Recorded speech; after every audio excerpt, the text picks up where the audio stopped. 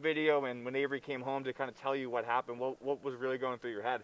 But I was actually working the day that had happened, so he called me at work and told me the events that had happened, and my first thought was, yeah, we hear, like he said, we hear gunshots all the time over there. There's people that target practice in several different areas over there, and I thought it might have been a slight exaggeration, and then he sent me the video, and right at work, I just, right out loud, was like, oh my gosh, you know, the guys I work with came around and we watched the video, and we just couldn't believe that how close it had to be for the camera to pick up the sound of the bullet zipping by. So luckily, we have lots of friends and family right close by, and he was able to call my cousin, and he went down immediately and helped Avery get off the ice and hollered to the people that there were people on the ice.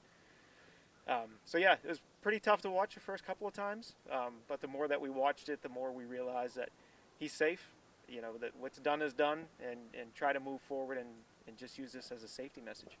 Right, and it's actually funny you mentioned the audio because the GoPro audio, as I'm sure you know, Avery, it really stinks because we use it a lot, and just to be able to pick it up that clearly is just shows how close it was.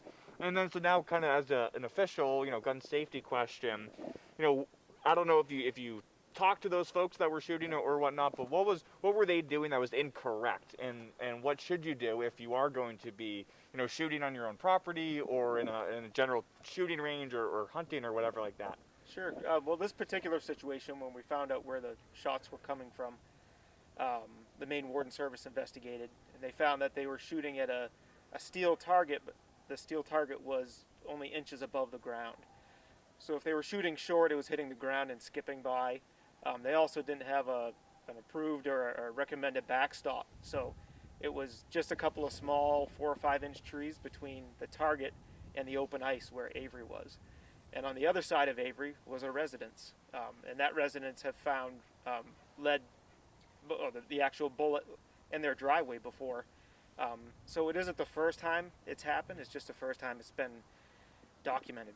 As far as distance as bullet travel, it depends on the caliber of rifle or pistol that you're shooting, how far it goes. Some rifles can go up to a mile away if there's nothing in between the bullet and the target or on the back side of it.